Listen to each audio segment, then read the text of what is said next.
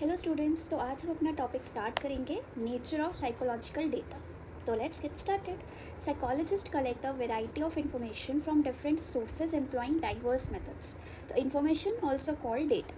तो जो साइकोलॉजिस्ट है वो कई तरह की वैरायटी के जो डेटा है वो कलेक्ट करते हैं, इन्फॉर्मेशन कलेक्ट करते हैं ताकि वो अपने रिसर्च में यूज़ कर सके।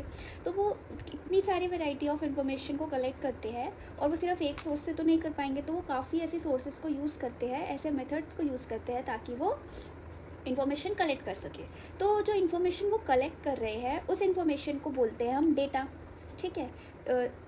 Relate to the individuals covert और overt behaviour, their subjective experiences and mental processes. ठीक है। Data form an important psychological inquiry. तो साइकोलॉजिकल इंक्वायरी में जो है डेटा का, सिंपल वे में बताऊँ तो बहुत बड़ा रोल होता है डेटा का, क्योंकि जब हम किसी भी चीज़ की इंक्वायरी कर रहे होते हैं, किसी भी चीज़ की हम रिसर्च कर रहे होते हैं, उसके लिए हमें डेटा बहुत ही ज़्यादा इंपॉर्टेंट होता है ताकि हम अपनी रिसर्च कर पाए। ठीक है।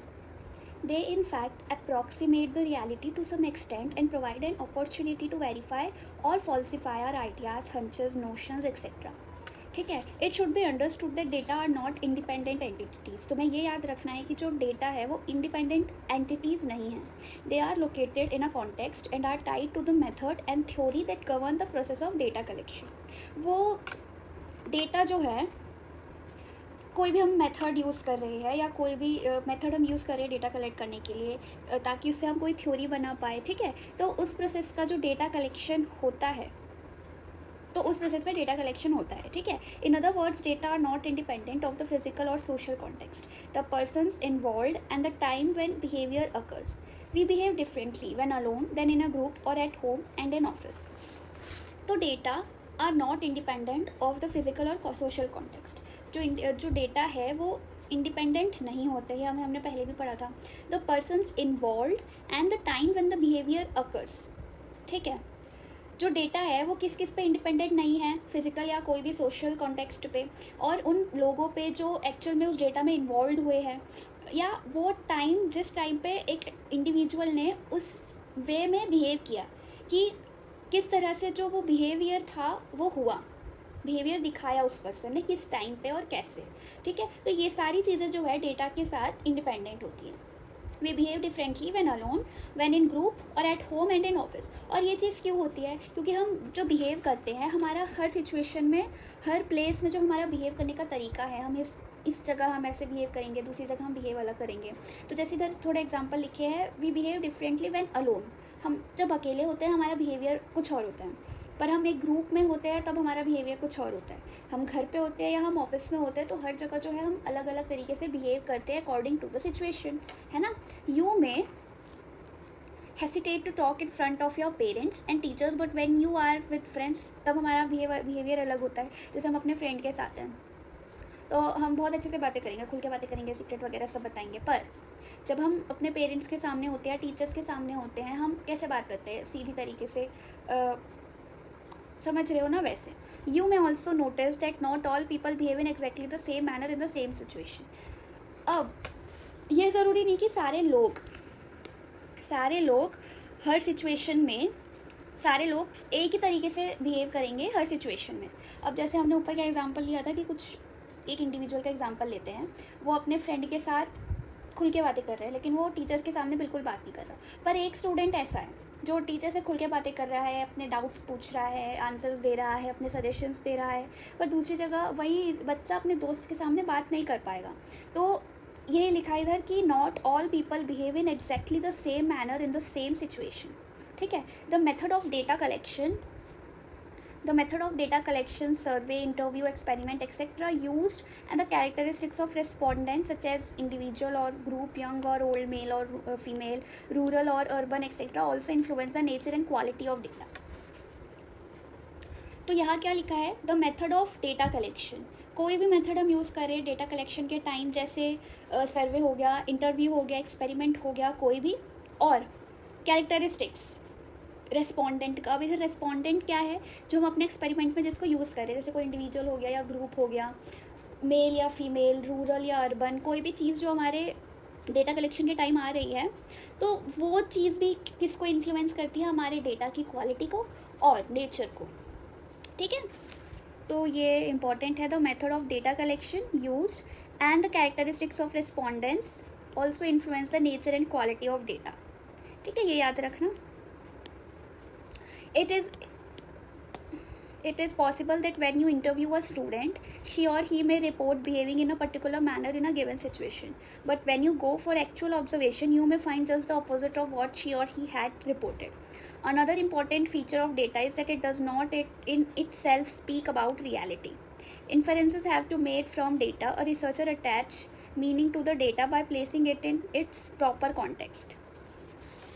अब इधर क्या लिखा है, अब जैसे तुम किसी भी स्टूडेंट को इंटरव्यू करने गए, ठीक है, तो वो जिस पर्टिकुलर वे में बिहेव करेगा तुम्हारे सामने वो अलग होगा। किसके बेसिस में हम देखें तो जब तुम एक्चुअल ऑब्जर्वेशन करोगे उसके हिसाब से उसका जो तुम्हारे सामने बिहेवियर था वो अलग होगा। ठीक है, वही लिखा है। जैसे it is possible that when you interview a student, हम किसी स्टूडेंट का इंटरव्यू लेते हैं तो ही और शी में report behaving in a particular manner in a given situation. उसने कोई रिपोर्ट दी कि वो किसी इस सिचुएशन में ऐसे बिहेव कर रहा है। But when you go for actual observation, actual मतलब तुम खुद से ऑब्जर्व कर रहे हो उसको, बिना उसको पता नहीं चल के अगर तुम उसको ऑब्जर्व करोगे, you may find just the opposite of what he or she had reported. तो तुम्हें बिल्कुल अपोजिट दिखेगा जब तुम एक्चुअल ऑब्जर्वेशन करोगे।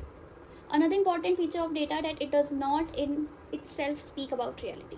मतलब जो डेटा है वो खुद से अपनी रियलिटी के बारे में नहीं बताता। ठीक है, a researcher attach meaning to the data by placing it in its proper context. तो अब आगे क्या लिखा है, that in psychology different types of data or information are collected. Some of these types are, अब कुछ टाइप की data जो है हम कलेक्ट करते हैं यूजुअली पार्टिसिपेंट से। ठीक है, तो उसमें से कुछ यहाँ पे लिखा हुआ है। जैसे फर्स्ट इज़ हमारा डेमोग्राफिक इन्फॉर्मेशन। अब भाई डेमोग्राफिक इन्फॉर्मेशन क्या होती है, ये ऐसी इन्फॉर्मेशन है जो एक्चुअली में किसी इंडिविजुअल की पर्सनल इन्फॉर्मेशन होती है। It includes personal information. अब पर्सनल इन्फॉर्मेशन जैसे उसका name, age, gender, birth order, number of sibling, education, occupation, marital status, number of children, locality of residence, caste, religion, parental education, occupation and family income। तो ये सारी usually जो चीज़ें होती है ये पर्सनल होती हैं। ठीक है, तो ये एक्चुअल में ना कई जगह पे कॉन्फिडेंशियल भी होती है, मतलब उसकी मर्ज़ी है, वो बताना चाहता है तो बता सकता है, नहीं बताना चाहता तो नहीं बता सकता। तभी तुम देखते होंगे नेम के आगे कई जगह XYZ लिखा होता है, तो उसकी मर्ज़ी है डेमोग्राफिक इन्फॉर्मेशन। वैसे तो तुम्हें लेनी ज़रूरी होती है, तुम्हें लेनी भी चाहिए। अगर वो सामने वाला पार्टिसिपेंट अगर नहीं देना चाहता तो तुम कुछ नहीं कर सकते। पर उसके बाद आती है फिजिकल इन्फॉर्मेशन। अब तुम्हें उसका डेटा कलेक्ट करने के लिए आगे की जो इन्फॉर्मेशन है वो इंपॉर्टेंट होती है। ठीक है, this category includes information about ecological conditions, mode of economy, housing conditions, size of room, facilities available at home in the neighborhood and the school, mode of transportation etc. तो इसमें कुछ basic data collection की चीज़ें आ जाती है जो तुम वैसे क्वेश्चंस पूछोगे ज़्यादातर जो तुमको अपनी रिसर्च में यूज़ होते हैं। ठीक है, ये तो इधर एग्जांपल के लिए ये सब लिखा हुआ है। उसके बाद आ जाती है हमारी physiological data. In some studies physical, physiological and psychological data are collected. कुछ स्टडीज़ में हम ये चीज़ें जो है कलेक्ट करते हैं, जैसे हाइट हो गया, weight, heart rate, level of fatigue, galvanic skin resistance GSR, electrical activity of the brain measured by electroencephalograph EEG, blood oxygen levels, reaction time, duration of sleep, blood pressure, pattern of dream, amount of salivation, running and jumping rates in case of animal studies are collected. तो ये हो जाता है हमारे physiological data में। Psychological information में कैसी information हो जाती है, जैसे intelligence, personality, interest, values, creativity, emotions, motivation, psychological disorders, illusions, delusions, hallucinations, perceptual judgement, thought processes, consciousness, subjective experiences et cetera. तो ये सारी चीज़ें जाती हैं हमारी साइकोलॉजिकल इन्फॉर्मेशन में। तो the above information could be from the point of view of measurement somewhat crude, like in the form of categories such as high, low or yes or no, ranks which provide ordinal data, first, second, third, fourth etc. or scores on scales. We also obtain verbal reports, observation records, personal diaries, field notes, archival data etc. Such types of information is analyzed separately using qualitative methods. You will get some idea about this later in this chapter. तो ये कुछ basic information थी जो एक psychologist लेता है अपनी studies के लिए। ठीक है, तो इधर कुछ कैटेगरीज है, फॉर्म दे रखे हैं जिस बेसिस पे हम ये ले सकते हैं डेटा। जैसे कैटेगरीज हम दे सकते हैं किसी इंडिविजुअल के अंदर, जैसे हाई और लो में हमने उनको ऑप्शन दे दिया येस और नो में, या ranks for second third fourth, या स्कोर्स 10 12 15 18 20, ऐसे कुछ वेज होते हैं। ये जब हम आगे पढ़ेंगे तो हमें पता चलेगा। अब हमारा नेक्स्ट टॉपिक आ जाता है some important methods in psychology. In the previous section, you read about wide variety of data that we collect in psychological studies. All these varieties of data cannot be collected through a single method of inquiry. ठीक है, कोई भी single method use करके हम कोई भी data हम collect नहीं कर सकते, ठीक है, क्योंकि हमें वेराइटीज़ ऑफ डेटा कलेक्ट करनी होती है एक स्टडी के लिए, क्योंकि हमें उसको डीपली पढ़ना होगा ना। इसके लिए हमें एक एक छोटी छोटी चीज़ तक हमें पता होनी चाहिए उस पार्टिसिपेंट के बारे में जो भी हम स्टडी कर रहे हैं। Psychologists use a variety of methods like observation, experimental, correlational, survey, psychological testing, case study to collect data. ठीक है, ये अभी हमने आगे पीछे पढ़ा था कि बहुत सारे जो मेथड्स है यूज़ करते हैं, जैसे observation, experimental, correlational, survey, psychological testing and case study etcetera. ठीक है, The aim of this section is to guide you to select the methods which may be appropriate for different research purposes. अब ये section किस में focus करेगा? To guide you to select the methods which may be appropriate for different research purposes. ये section हमें help करेगा ताकि हम जो सही method जो है वो हम use कर पाए for our different research purposes. ठीक है, जैसे इधर एक एग्जाम्पल, जैसे जब एग्जाम्पल्स दे रखे हैं, You can observe the behavior of spectators watching a football match. You can conduct an experiment to see if children taking an examination to do better in the classroom in which they had studied the subject or in the examination hall. Cause-effect relationship. You can correlate intelligence with, say, self-esteem. You can survey students' attitude towards privatization of education. You can use psychological tests to find out individual differences. You can conduct a case study on the development of language in a child. तो ये कुछ अलग तरीके की studies थी जिसमें हम basic जो लिखा हुआ था ये मेथड्स हम यूज़ कर सकते हैं हमारे डेटा कलेक्शन के लिए. The main characteristics of these methods are described in the following section. तो सबसे पहला आ जाता है हमारा observational method. Observation is a very powerful tool of psychological inquiry. तो जो ऑब्जर्वेशन है वो बहुत ही ज़्यादा पावरफुल टूल माना जाता है. ठीक है, it is an effective method of describing behaviour. In our daily life, we remain busy with observing numerous things throughout the day. Many times we do not take notice of what we are seeing or what we have seen. तो हमारे daily life में हम ऐसी कई सारी चीज़ें हैं जो हम ऑब्ज़र्व करते रहते हैं. मीन्स हम पूरे दिन कुछ ना कोई ऐसी चीज़ होती है जिस पे हमारा ध्यान जाता है और हम उसे ऑब्ज़र्व करते ही है पूरे दिन में. Many times we do not take notice of what we are seeing or what we have seen. और हम कभी कभार ऐसे नोटिस भी नहीं करते कि हम क्या देख रहे हैं और क्या हम देख चुके हैं. We see but we do not observe. We remain aware of only a few things that we see daily. अब हम बहुत सारी चीज़ें देखते हैं, ठीक है, पर हम हर चीज़ को ऑब्ज़र्व नहीं करते हैं. दोनों डिफरेंट है, देखना और ऑब्ज़र्व करना. हम सिर्फ कुछ ऐसी चीज़ें ही होती हैं जो हमारे दिमाग में रहती है, जिनको हम ऑब्ज़र्व करते हैं. किन में से हम बहुत सारी चीज़ें देखते हैं एक दिन में, ठीक है, और कुछ चीज़ें हमारे दिमाग में रहती है. Have you experience such a thing? You may also have experience that if you carefully observe a person or event for some time you come to know many interesting things about the person or the event. अब scientific observation एक तरफ, day to day observation एक तरफ. ठीक है, तो इन दोनों को कैसे डिफरेंट किया है वो अभी हम देखते हैं. सबसे पहला आ जाता है इसमें सेलेक्शन. किस बेसिस पे हम किसी भी जो चीज़ है उसको हम सेलेक्ट करते हैं. Psychologist do not observe all the behaviour that they encounter, rather they select a particular behaviour for observation. वो कुछ पर्टिकुलर बिहेवियर को सेलेक्ट करते हैं कि हाँ उनको ये चीज़ पढ़नी है, उनको इस बिहेवियर के बारे में पढ़ना है, तो वो उसको सेलेक्ट करते हैं. ठीक है, और उनको ऑब्जर्व करते हैं. For example, you may be interested to know how children studying in class 11 spend their time in school. 2 things are possible at this stage. तो अब पहले अगर कोई भी इंटरेस्टेड है किस चीज़ को जानने में कि कैसे जो चिल्ड्रन हैं वो they are studying in class 11 spend their time in school. जो 11th क्लास में पढ़ रहे हैं वो अपना टाइम कैसे स्पेंड करते हैं स्कूल में. तो इसमें 2 चीज़ें आ जाती है. As a researcher you might think that you have a fairly good idea about what happens in school. You might prepare a list of activities and go to the school with a view to finding out their occurrences. Alternatively, you might think that you do not know what happens in the school and by your observation you would like to discover it. तो researcher ऐसे observe करता है। जैसे उसे ये पढ़ना है कि कैसे वो अपना स्कूल में टाइम स्पेंड कर रहे हैं, तो इस वजह से अगर तुम रिसर्चर हो तो तुम क्या करोगे, सबसे पहले तुम एक्टिविटीज़ की लिस्ट बनाओगे, ठीक है। फिर तुम स्कूल में जाके देखोगे कि उधर हो क्या रहा है एक्चुअल में, तो तुमको क्या जानना है इस टॉपिक के अंडर में कि स्कूल में क्या हो रहा है, और तुम उसी पे फोकस करोगे, तुम उसी को ऑब्जर्व करोगे। तो ये आ जाता है सिलेक्शन में। सेकंड है हमारा recording. While observing a researcher records the selected behaviour using different means such as marking tallies for the already identified behavior whenever they occur, taking notes, describing each activity in greater detail using shorthand or symbols, photographs, video recording, etc. तो recording में क्या हो जाता है, अब जो researcher जो observe कर रहा है वो उसको रिकॉर्ड करेगा किसी भी सेलेक्टेड बिहेवियर को, और वो भी होगी कई सारी डिफरेंट मीन्स को यूज़ करके, जैसे marking tallies for the already identified behaviour when ever they occur, taking notes, ठीक है, taking notes describing each activity in greater detail using short hand और सिम्बल्स, फोटोग्राफ्स या फिर वीडियो रिकॉर्डिंग। तो इसमें ये चीज़ आ जाती है हमारी रिकॉर्डिंग। उसके बाद analysis of data. After the observations have been made,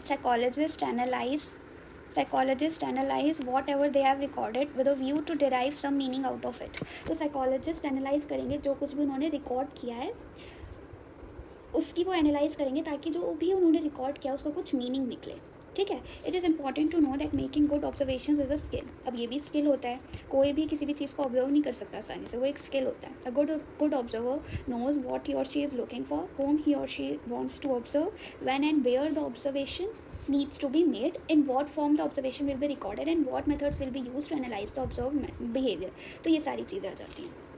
तो अब आ जाते हैं टाइप्स ऑफ ऑब्जर्वेशन। अब ऑब्जर्वेशन के हम टाइप्स पढ़ते हैं। Observation can be of following types. तो पहला टाइप कौन सा है, naturalistic versus controlled observation. When observations are done in a natural or real life settings it is called naturalistic, ठीक है। जैसे ऊपर वाले एग्जाम्पल में हमने पढ़ा था कि वो स्कूल में जाके ऑब्जर्व कर रहे हैं कोई भी साइकोलॉजिस्ट कि क्या क्या एक्टिविटी स्कूल में हो रही है, तो वो रियल लाइफ सेटिंग थी या नेचुरल बोल सकते हैं हम जिसको। In this case the observer makes no effort to control or manipulate the situation for making an observation. और रिसर्चर को कोई भी ऐसी चेंजेस नहीं करनी पड़ सकती है, ताकि मतलब करनी ही नहीं पड़ती है, वो इजीली इन नेचुरल वे में अपना जो ऑब्जर्वेशन है वो कर सकते हैं। This type of observation is conducted in hospitals, home, schools, day care centres etcetera. तो ये ऑब्जर्वेशंस यूजुअली हॉस्पिटल्स में, होम्स में, स्कूल्स में या डे केयर सेंटर्स में हो सकती है, कंडक्ट हो सकती है। However, many a times you might need to control certain factors that determine behavior as they are not the focus of your study. For this reason, many of the studies in psychology are conducted in the laboratory। अब ऐसी कई सारी चीज़ें होती हैं जिसको हम control नहीं कर सकते, तो इसी वजह से बहुत सारी स्टडीज़ जो है साइकोलॉजी की उनको लेबोरेटरी में कंडक्ट किया जाता है। This for example if you read box 2.1 you will come to know that smoke could only be introduced in a control laboratory. ये नहीं है, this type of observation called control laboratory observation. अब इन studies को हम बोलते हैं controlled laboratory observation, actually is obtained in laboratory experiments, ठीक है। उसके बाद सेकंड आ जाता है हमारा non participant versus participant observation. ये सबसे पहला नेचुरलिस्टिक वर्सेस कंट्रोल्ड समझ आ गया। अब है नॉन पार्टिसिपेंट वर्सेस पार्टिसिपेंट। तो observation can be done in two ways. One, you may decide to observe the person or event from a distance. Two, the observer may become part of the group being observed. In the first case, the person being observed may not be aware that he or she is being observed. अब जैसे non participant या participant observation क्या होता है, पहला कि हम किसी पर्सन को या किसी इवेंट को हम ऑब्जर्व कर रहे हैं फ्रॉम अ डिस्टेंस, मतलब हम दूर से ही उसको ऑब्जर्व करें बिना उसको पता चले, ये होता है नॉन पार्टिसिपेंट ऑब्जर्वेशन, ठीक है। पर दूसरा जो है, हम किसी ग्रुप का पार्ट बन के उस ग्रुप में किसी इंडिविजुअल को या उस ग्रुप का किसी भी इवेंट में जैसे वो पार्टिसिपेट कर रहा है उसको हम ऑब्जर्व करेंगे। जैसे आप एक एग्जांपल के लिए ले लेते हैं, कोई ट्राइब है, हम जाके उनमें शामिल होंगे, हम वैसे तैयार होंगे जैसे वो लोग जैसे जैसे एक्टिविटी कर रहे हैं, वो कोई अपना फेस्टिवल सेलिब्रेट कर रहे हैं, तो उनके ग्रुप में ही हम ज्वाइन होके पार्ट लेके हम उनको ऑब्जर्व करेंगे कि अच्छा वो इस तरह से रहते हैं, इस तरह से खाते हैं, इस तरह से कोई भी चीज़ सेलिब्रेट करते हैं, तो ऐसे। तो पार्टिसिपेंट ने पार्टिसिपेट किया उसके उसमें, पर जब वो उसके ग्रुप में वो ऐड होगा तो उनको अवेयर नहीं होना चाहिए कि कोई उनको ऑब्जर्व कर रहा है। For example, you want to observe the pattern of interaction between teachers and students in a particular class. ठीक है, अगर हम ऑब्जर्व करना चाहते हैं स्टूडेंट और टीचर के बीच की इंटरेक्शन को, तो there are many ways of achieving this goal. You can install a video camera to record the classroom activity. ये नॉन पार्टिसिपेंट है, ऑब्जर्वेशन है, which you can see later and analyse. Or you may decide to sit in a corner of the class without interfering or participating in their everyday activities. This type of observation is called non participant observation. The danger in this type of setup is that the very fact that an outsider is sitting and observing many bring a change in a behavior of students and the teacher. ठीक है, तो ये था non participant observation. हम किसी भी activity में हम भाग नहीं ले रहे हैं. ठीक है, हम एक क्लास के कॉर्नर में जाके हम उस क्लास को ऑब्जर्व कर रहे हैं, या फिर हमने कोई कैमरा लगा दिया जो क्लासरूम की एक्टिविटीज़ को रिकॉर्ड कर रहा है, हम उसके द्वारा देख रहे हैं. In participant observation the observer becomes a part of the school or the group of people being observed, जो भी मैंने पहले बताया था. In participant observation the observer take some time to establish a rapport with the group so that they start accepting him or her as one of the group member. ठीक है, वो जाके अपनी पहले रिपोर्ट बनाएगा कि वो ऐसे ऐसे ये ऐसे करता है, उनके साथ अच्छे से इंटरेक्शन करेगा. फिर थोड़े टाइम बाद जब वो लोग उसको एक्सेप्ट करने लगेंगे अपने ग्रुप का एक मेंबर, तब वो धीरे धीरे ऑब्जर्व करेगा. The degree of involvement of the observer with the group being observed would vary depending upon the focus of the study. The advantage of the observation method is that it enables the researcher to study people and their behavior in a naturalistic situation as it occurs. However, the observation method is labor intensive, time consuming and is susceptible to the observer's bias. ठीक है, अब researcher किसी भी method, advantage क्या observation method का कि ये कोई भी रिसर्चर को किसी भी पीपल या उनके बिहेवियर को नेचुरलिस्टिक सिचुएशन में होने देता है, हेल्प करता है. पर however the observation method is labor intensive और टाइम भी बहुत लगता है इसमें. ठीक है, our observation is influenced by our values and beliefs about the person or the event. हमारी जो ऑब्जर्वेशन है वो किसके द्वारा इन्फ्लुएंस होती है? हमारी वैल्यूज़ या बिलीव्स के ऊपर, कि किस पर्सन के प्रति या किस इवेंट के प्रति हमारी उसके प्रति क्या बिलीफ है या वैल्यूज़ है. You are familiar with the popular saying we see things as we are and not as things are. हम किसी भी चीज़ को हम जैसे है ना, हम उसको भी उसी तरीके से देखेंगे. जैसे बोलते हैं बहुत लोग कि अच्छे लोग को हर काम अच्छा दिखता है, गंदे लोग को हर काम में ही गंदगी दिखती है, ऐसा कुछ. Because of our biases we may interpret things in a different way than what the participants may actually mean. ठीक है, therefore the observer should record the behavior as it happens and should not interpret the behavior at the time of observation itself. अब second method आ जाता है हमारा experimental method. Experiments are generally conducted to establish cause-effect relationship between two sets of events or variables in a controlled setting. तो experimental method से हम cause-effect relationship establish करते हैं between the two sets of events या फिर variable जो कि controlled setting में है. controlled settings में मतलब जो setting laboratory में हम करेंगे. It is a carefully regulated procedure in which changes are made in one factor and its effect is studied on another factor. Carefully regulated procedure in which changes are made in one factor and its effect is studied on another factor. तो इसमें हम इसका क्या procedure होता है? हम कुछ changes करेंगे किसी एक फैक्टर पे. ठीक है, और उस फैक्टर पे चेंजेस करने की वजह से दूसरा जो फैक्टर है हमारे पास उस पर क्या इफेक्ट पड़ रहा है, ये हम इसमें पढ़ते हैं. ठीक है, while keeping other related factors constant in the experiment, cause is the event being changed or manipulated, effect is the behavior that changes because of the manipulation. तो अब इसमें कॉज और इफेक्ट क्या चीज़ हुई? कॉज क्या है? वो इवेंट जो चेंज हुआ है. ठीक है, कॉज वो हो गया. इफेक्ट क्या है? बिहेवियर जो चेंज हुआ है किसके द्वारा? जब हमने किसी इवेंट का चेंज किया, उस वजह से बिहेवियर में क्या चेंज आया वो. ठीक है, अब हम पढ़ेंगे concept of variable. Concept of variable कि वेरिएबल क्या है. You read earlier that in the experimental method a researcher attempts to establish causal relationship between two variable. What is a variable? जब हम दो वेरिएबल के बीच का हम रिलेशन देख रहे हैं तो वेरिएबल होता क्या है? तो एनी स्टिमुलस और इवेंट विच वैरीज मतलब मैं सिंपल वे में बताऊँ तो change. Varies that is it takes on different values can be measured or changes can be measured is a variable. कोई भी चीज़ जो वैरी करती है और मेजर कर सकते हैं हम जिसको उसको हम बोलते हैं variable. An object by itself is not a variable but its attributes are. For example the pen that you use for writing is not a variable but these are varieties of pens available in different shape sizes and colour, उसको हम variable बोलेंगे. एक सिर्फ pen है जिसको हम use कर रहे हैं लिखने के लिए, वो वेरिएबल नहीं है. बहुत सारे पेन्स है, वेराइटीज़ ऑफ पेन्स है, blue pen, black pen, green pen, उसमें डिज़ाइन अलग, कंपनी अलग, कुछ भी, तो उसमें वेरिएशन आ रहा है, चेंजेस आ रही है, डिफरेंट वैल्यूज़ के पेन है, तो उसमें हम वेरिएबल आ जाते हैं, उसमें वेरिएबल आ जाता है. All of these are variables. ठीक है. The room in which you are sitting is not a variable but its size is as there are rooms of different sizes. The height of the individual is another variable. Similarly people of different races have different colours, वो भी variable है. Young people have started dyeing their hair in different colours, वो variable है. The colour of hair becomes a variable. Intelligence is a variable, क्योंकि वो कैसे very करता है, वो लेवल्स के अकॉर्डिंग वेरी करता है, जैसे हाई, मॉडरेट और low. The presence or absence of persons in the room is a variable as shown in the experiment in box 2.1. Thus the variation can be in the quality or quantity of objects या फिर events. अब variables में भी कई तरीके के types आते हैं. We will however focus on independent and dependent variable. इसमें दो चीज़ें आ जाती है, independent और dependent variable.